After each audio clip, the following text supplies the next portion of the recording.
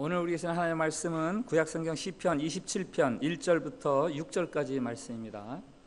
제가 가진 성경 구약성경 820페이지 시편 27편 1절부터 6절까지 말씀입니다.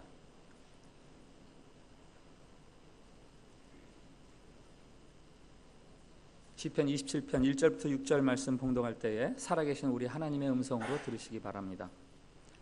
여호와는 나의 빛이요 나의 구원이시니 내가 누구를 두려워하리요. 여호와는 내 생명의 능력이시니 내가 누구를 무서워하리요. 악인들이 내 살을 먹으려고 내게로 왔으나 나의 대적들 나의 원수들인 그들은 실족하여 넘어졌도다. 군대가 나를 대적하여 진칠지라도 내 마음이 두렵지 아니하며 전쟁이 일어나 나를 치려 할지라도 나는 여전히 태어나리로다. 내가 여호와께 바라는 한 가지 일 그것을 구하리니 곧 내가 내 평생에 여호와의 집에 살면서 여호와의 아름다움을 바라보며 그의 성전에서 사모하는 그것이라. 여호와께서 환난 날에 나를 그의 초막 속에 비밀히 지키시고 그의 장막 은밀한 곳에 나를 숨기시며 높은 바위 위에 두시리로다. 이제 내 머리가 나를 둘러싼 내 원수 위에 들리리니 내가 그의 장막에서 즐거운 제사를 드리겠고 노래하며 여호와를 찬송하리로다. 아멘. 샬롬. 샬롬. 예, 우리 옆에 분들하고 밝은 얼굴로 인사 나누시기 바랍니다. 하나님께서 우리를 사랑하십니다.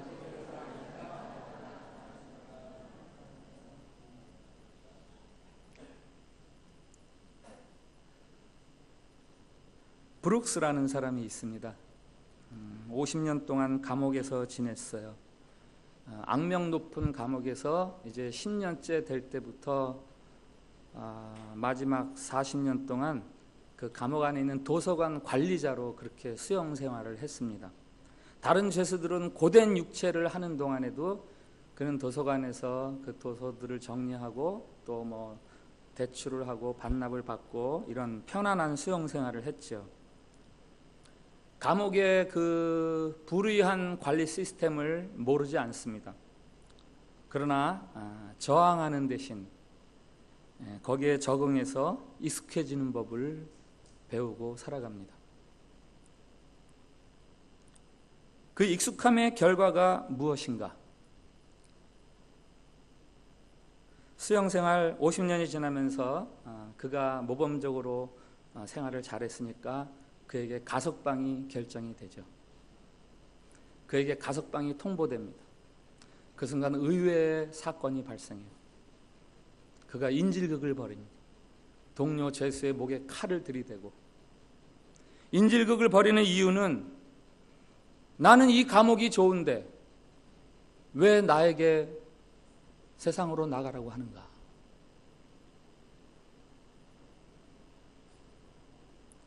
왜 나를 소위 자유롭다는 세상으로 내보내려고 그래? 나는 여기가 좋아.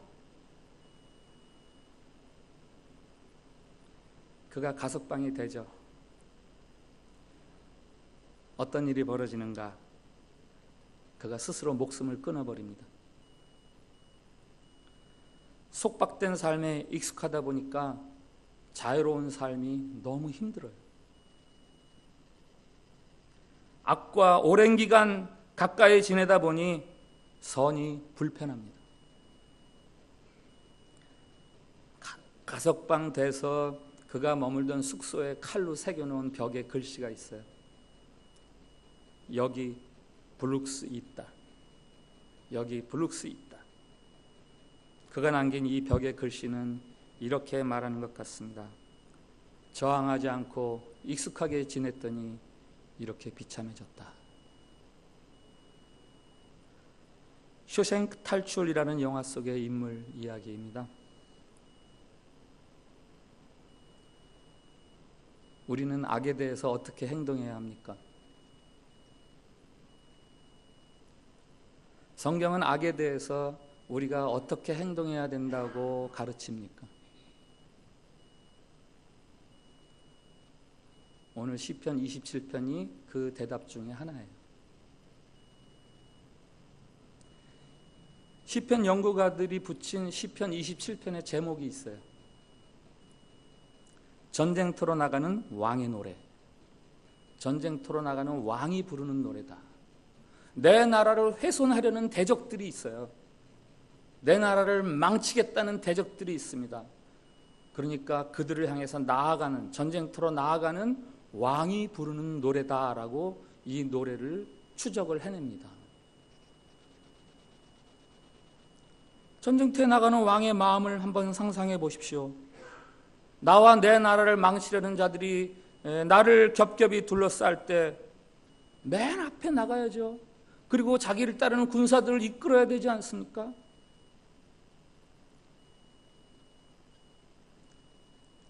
성경이 말하는 삶이란 얼마나 성공하고 얼마나 편안하게 지내는가, 그게 성경이 우리에게 주는 삶의 과제가 아니에요. 사실은 성경이 인생에 주는 큰 과제가 있다면 선과 악 사이에서 어떻게 살아갈 것인가, 그게 과제죠. 성경적인 평가에 의하면 아무리 성공하고 아무리 편안하게 살았어도 그가 악과 더불어 혹은 악을 행하며 살았다면 그는 낙제 인생이에요. 그러나 아무리 고단하고 고달프게 힘들게 살았어도 그가 의로우면 그는 모범적으로 인생을 사는 사람입니다. 얼마나 선을 편들고 살았는가, 얼마나 악을 대적하며 살았는가, 이게 하나님이 인생의 종착점에서 우리에게 묻는 여러 질문 항목 중에서 비교적 앞쪽에 있는 질문 중에 하나죠.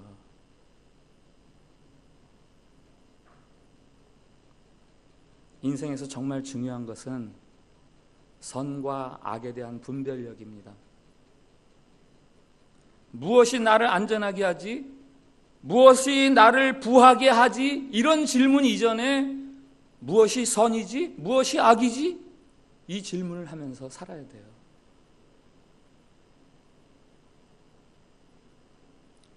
오늘 시편 27편에서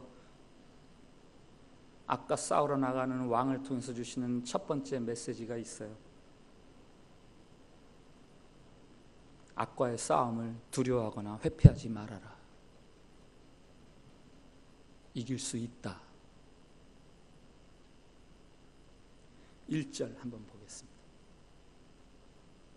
1절 말씀 같이 읽겠습니다. 시작. 여호와는 나의 빛이요 나의 구원이시니 내가 누구를 두려워하리요? 여호와는 내 생명의 능력이시니 내가 누구를 무서워하리요? 이렇게 상상하셔도 틀리지 않습니다. 군사들 앞에서 왕이 말 위에 올라타면서 여호와가 나의 빛이시다, 여호와가 나의 구원이시다, 그가 나의 생명의 능력자시다. 무슨 말입니까? 하나님이 이 전쟁에서 이기게 하실 것이다. 두려운 마음이 들지요. 두려운 마음이 들지요. 더구나 그들은 나보다 센 자들, 힘이 센 자들. 2절에 보니까 내 살을 먹으려고 온 나의 대적자들. 3절에 군대가 진을 치다, 전쟁이 일어나다, 나보다 더 강한 전투력을 가지고, 그러나 악한 자들이에요. 악을 대적할 때 제일 먼저 싸워야 하는 대상이 있어요. 두려움입니다. 무서워하는 내 마음과 싸워야 돼요. 1절과 3절에서 두드러지게 눈에 띄는 단어가 있다면 두려워하대요. 두려움. 내가 누구를 두려워하리요? 내가 누구를 무서워하리요? 뭐뭐뭐 할지라도 뭐뭐일지라도 나는 여전히 두렵지 아니하며 나는 태연하리로다. 이렇게 하다가 내가 해라도 입으면 어떻게 하지? 적절한 타협점은 없을까? 무슨 정치적인 외교적인 그런 지혜가 필요할 때는 아닌가? 그러나 왕은 선포합니다. 내가 두려워하지 않는다. 만일 이 싸움이 나라를 망치려는 악과의 싸움이라면.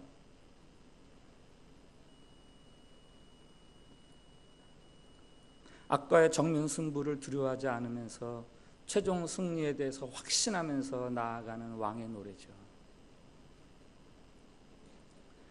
그 왕이 이렇게 확신하는 이유는 뭐죠? 무엇으로 두려움을 이깁니까? 우월한 아군의 전투력? 아니면 전투 장비? 전쟁에 노련한 우리들의 경험? 아닙니다. 그가 승리를 확신하는 이유는 하나님 때문이에요. 하나님에 대한 믿음 때문입니다. 나의 빛, 나의 구원, 내 생명의 능력이신 하나님. 고대 동방의 이방 종교들이 말합니다. 선한 신과 악한 신이 있다. 둘이 항상 싸운다. 근데 엇비슷해요. 어떤 때는 선한 신이 이기지만 또 악한 신이 이길 때도 있다. 그러나 성경은 그렇게 말하지 않아요. 하나님과 사탄은 결코 동등하지 않습니다. 엇비슷하지도 못합니다. 사탄은 하나님의 맞수가 될 수 없어요. 하나님은 창조주시고 사탄은 피조물, 타락한 피조물이에요. 하나님이 다스리시는 곳이 천국이 있고 사탄이 다스리는 지옥이 있다? 아니죠. 성경은 그렇게 얘기 안 합니다. 지옥도 천국도 다 하나님이 다스리시는 거예요. 지옥은 사탄이 자신의 형벌을 받는 곳이 지옥이에요.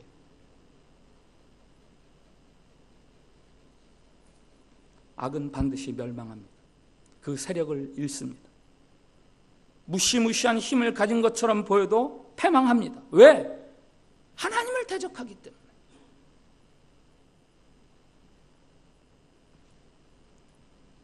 악에 대해서 벌써부터 1절에서부터 승리를 선언하는 그 승리에 대한 선언은 무슨 격투기 선수가 지금 링 위에 올라가야 되는데 마음이 두려우니까 막 그 고주파 음악을 팍 내가지고 좀 내 두려움을 없애게 하려고 그렇게 부르는 노래가 아니에요. 모래판에 올라가는 씨름 선수가 스스로 용기를 복두둑해서 어자 화이팅! 이렇게 하려고 부르는 노래, 그런 기합 소리, 그런 게 아니에요. 이 1절은 내가 의를 위해서 악을 대적한다면 하나님이 반드시 이기게 하실 것이다라는 신앙의 고백이에요.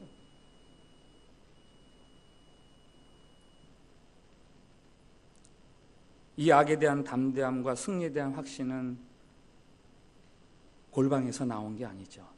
골방에서 생겨난 믿음이 아닙니다. 과거에 악과 싸웠던 야전에서의 경험, 거기에서 얻은 믿음이에요.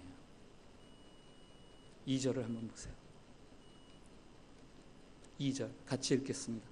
시작. 악인들이 내 살을 먹으려고 내게로 왔으나 나의 대적들, 나의 원수들인 그들은 실족하여 넘어졌도다. 아멘. 악인들이 왔으나 실족하여 넘어졌도다. 이게 시제가 완료형입니다. 여기 1절에서 6절 사이에 유일하게 완료형으로 되어 있는 문장이에요. 이전에도 지금처럼 악인들과 싸웠던 경험이 있어요. 이겼어요. 악인들이 졌어요. 악을 대적했던 그 경험이 오늘 왕에게 더욱더 담대하게 하고 승리에 대한 확신을 갖게 하는 거죠.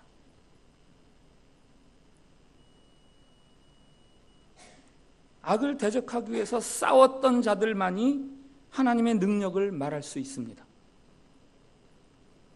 악을 회피하거나 외면했던 사람들, 악과 타협하며 적절히 공생했던 사람들은 악을 망하게 하시는 하나님의 능력에 대해서 말할 수 없어요.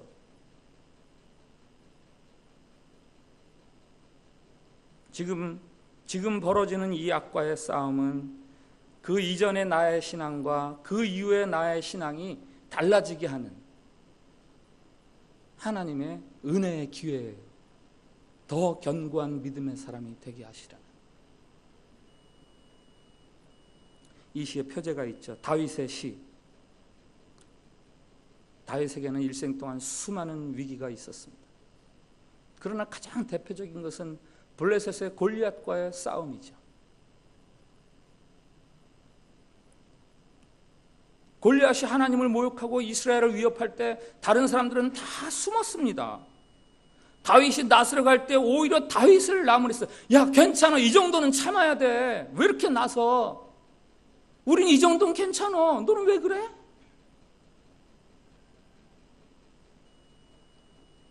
그러나 소년 다윗은 더 이상 참을 수가 없어서 골리앗에게로 달려나가는 거죠. 누가 쓰러졌습니까? 골리앗이 쓰러져요.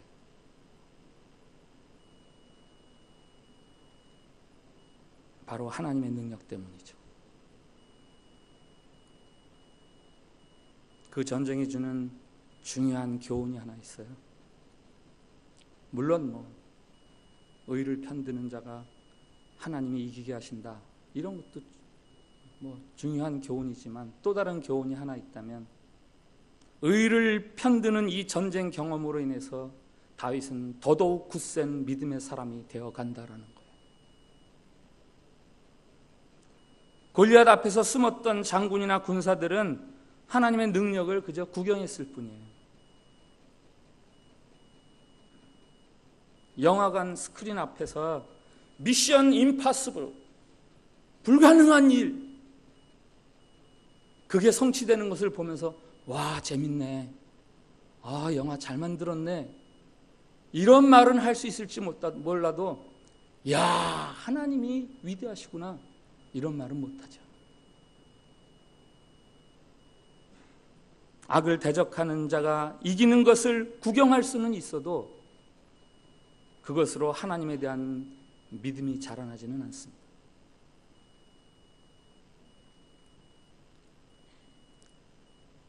3절에 군대가 나를 대적하여 진칠지라도 내 마음이 두렵지 아니하며 전쟁이 일어나 나를 치려할지라도 내가 오히려 태어나리로다. 이 악을 대적해서 이긴 경험이 있는 노련한 장군의 태어남이죠. 거대한 악을 다시 대적해야 하는 지금 이 순간은 위기가 아닙니다. 이것은 이제 내 믿음을 더욱더 굳세게 하시려는 하나님이 베푸시는 은혜의 때다. 그래서 태어난 겁니다.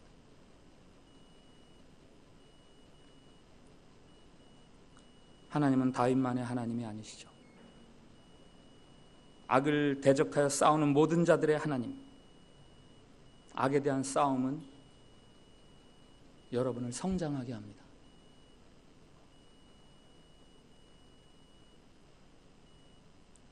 여러분의 믿음은 악을 피하거나 외면하거나 악과 익숙함으로 성장하지 않습니다. 악을 대적할 때 믿음이 자라납니다. 4절을 한번 같이 보겠습니다. 같이 읽겠습니다. 시작. 내가 여호와께 바라는 한 가지 일, 그것을 구하리니 곧 내가 내 평생에 여호와의 집에 살면서 여호와의 아름다움을 바라보며 그의 성전에서 사모하는 그것이라. 아멘. 시인이 바라는 아주 궁극적인 소원이 있죠. 여호와께 바라는 한 가지 일.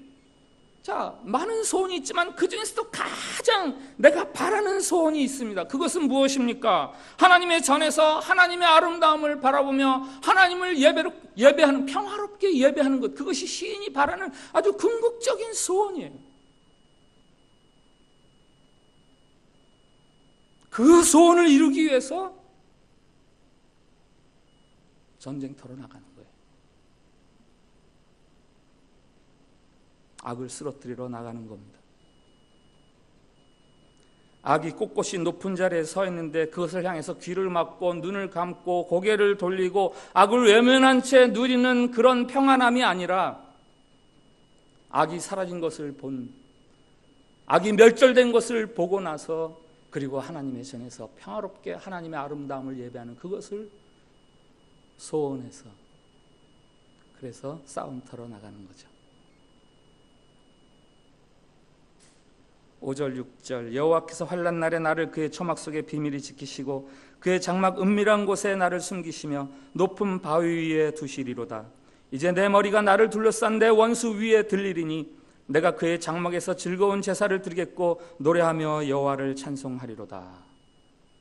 승리하여 하나님을 평화로 예배할 그 순간을 꿈꾸면서 악을 향해서 나아가는 겁니다. 우리가 싸움을 걸어야 하는 대상은 우리보다 약한 대상이 아니라 악한 대상입니다. 그들이 우리보다 약해서가 아니라 그들이 악하기 때문에 우리는 승리에 대해서 확신할 수 있어요.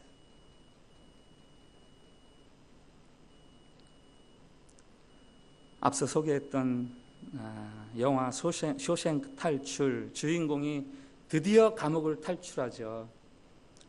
한 20년 정도 걸린 것 같아요. 20년 정도 매일 밤 벽을 칼로 긁어내면서 그가 그토록 집요하게 탈옥을 꿈꾼 것은 단순히 이 답답하고 부당한 이 감옥에서 내가 빨리 도망쳐야 된다, 그래서 뿐이 아니에요. 또 한 가지 목적이 있습니다. 내가 이 감옥을 나가서 이 불의한 감옥소장과 간수들을 내가, 그들의 죄악상을 내가 세상 앞에 고하리라.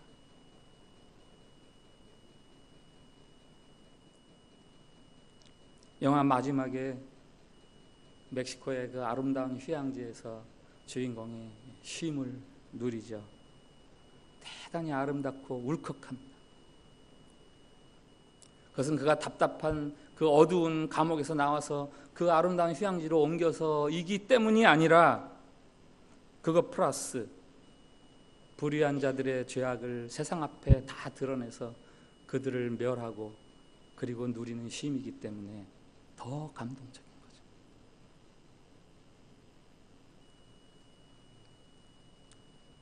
신학자들이 말하는 신앙인이 지켜야 되는 사적인 영역이 있고 공적인 영역이 있습니다. 신앙의 사적인 영역, 공적인 영역. 개인의 구원과 사회적인 책임. 골방에 앉아서 드리는 기도 시간과 골고다에 올라가서 십자가를 지는 시간.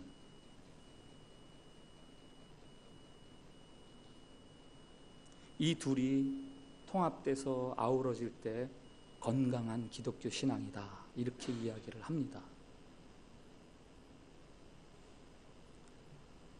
만일 이 둘 사이에서 어느 한쪽으로 지나치게 치우쳐 있다면 그것은 마치 배를 이 양손으로 이렇게 져야지 되는데 한 손으로만 계속 배를 노를 젓는 거죠.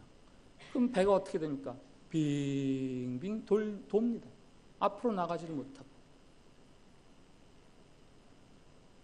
이 둘 중에 하나만 한쪽으로만 지나치게 치우쳐 있으면 신앙적인 성장이 이루어지질 않아요. 매일 그 수준에서 그냥 신앙생활을 하는 거예요.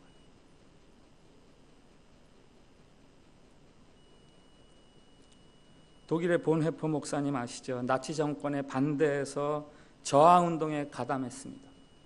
1944년에 히틀러 암살운동에 가담을 해요. 그러다 체포돼요. 1945년 4월에 처형당합니다. 그가 말합니다. 만일 버스를 몰고 가는, 승객을 태우고 버스를 몰고 가는 기사가 미친 사람이라면 기도만 해서 되겠는가? 어떻게든 빨리 그를 끌어내야지.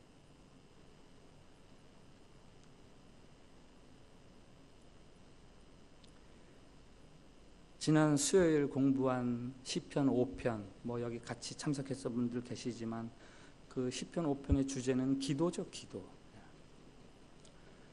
날이 밝자마자, 아침에 일어나자마자 하나님 앞에 기도를 드립니다. 이렇게 기도하죠. 주는 죄악을 기뻐하는 신이 아니시니 악이 주와 함께 머물지 못하며 오만한 자들이 주의 목전에 서지 못하리이다. 주는 모든 행악자를 미워하시며 거짓말하는 자들을 멸망시키리이다. 악한 세상을 두고 기도합니다. 매우 성실한 기도 생활이죠. 하나님께 부르짖는 기도는 전쟁터 같은 이 땅을 살아가는데 없어서는 안 될 매우 중요한, 가장 중요한 것입니다. 그러나 시편 5편에서 기도와 관련된 또 다른 단어가 하나 있다고 말씀드렸어요. 생활기도. 아침에 일어나서 하나님께 드리는 기도는 기도생활, 그리고 하루 종일 살아가면서 드리는 삶을 통한 기도, 생활기도. 시편 5편은 이렇게 끝납니다. 여호와여, 주는 의인에게 복을 주시고 방패로 함같이 은혜로 그를 호위하시리이다. 기도가 끝날 때 이렇게 이야기하는 거죠. 주님은 의인에게 복을 주시는 분. 그러니 오늘 내가 살아갈 때 나는 의롭게 살아가겠습니다. 악과 결탁하지 않겠습니다. 그러면서 하루를 살아가는 거죠. 이게 생활기도. 이 둘이 어우러지면서 참으로 멋지고 건강한 신앙인으로 자라나는 거죠.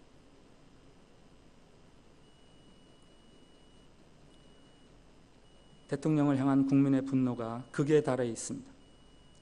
국정이 마비되고 매우 혼란스럽습니다. 그러나 어떤 사람들은 이야기합니다. 지금이야말로 우리가 희망할 때라고. 이것이야말로 하나님이 우리 민족에게 주신 기회라고.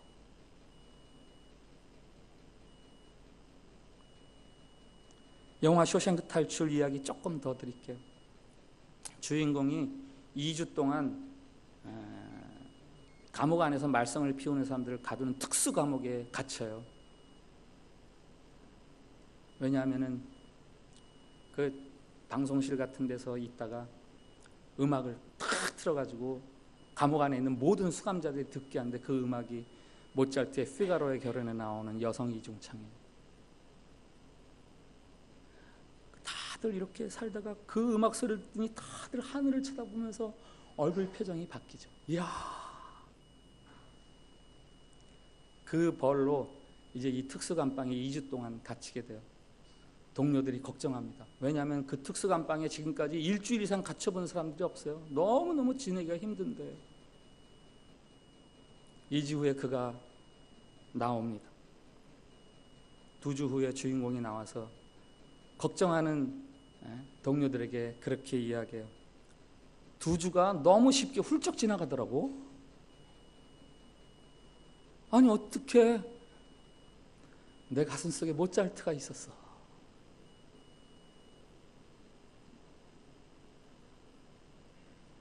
모차르트는 그가 감옥 안 모든 사람들에게 들려주고 싶었던 희망의 노래예요. 내 안에 희망이 있기 때문에. 그 특수감방 2주 그냥 지나가던데.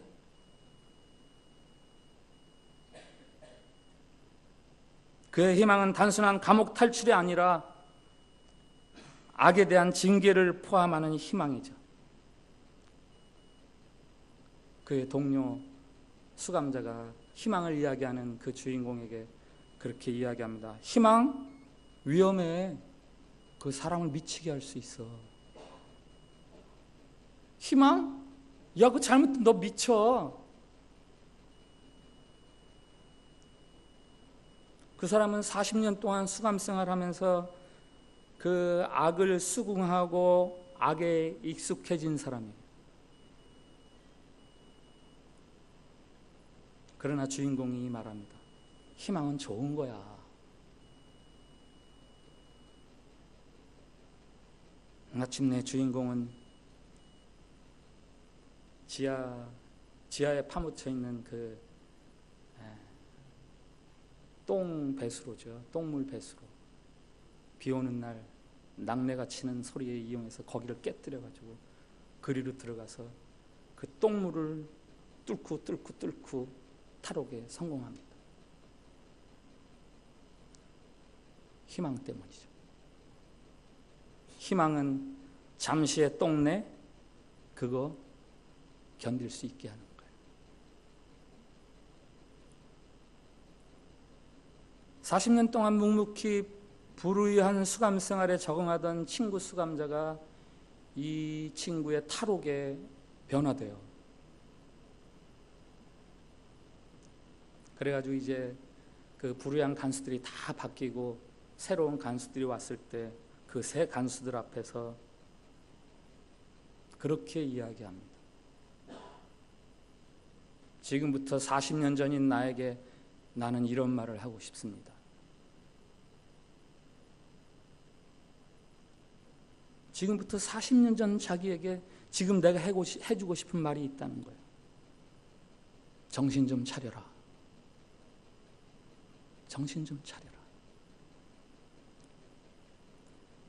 희망 대신 포기를 품고 악에 저항하는 대신 적절한 타협점을 찾으면서 살아왔던 자신의 지난 40년 생활을 후회하면서 하는 말이죠.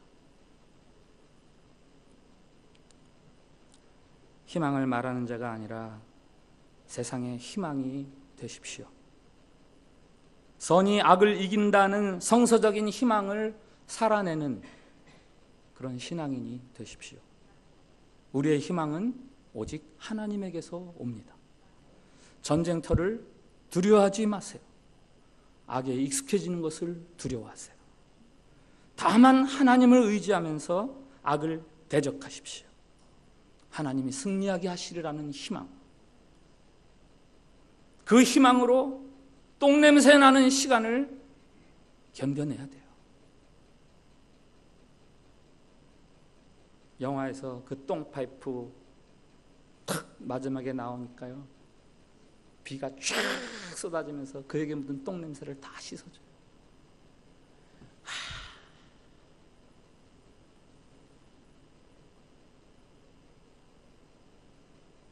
악취를 깨끗하게 씻어줄 소나기가 여러분을 기다리고 있습니다. 우리를 기다리고 있습니다.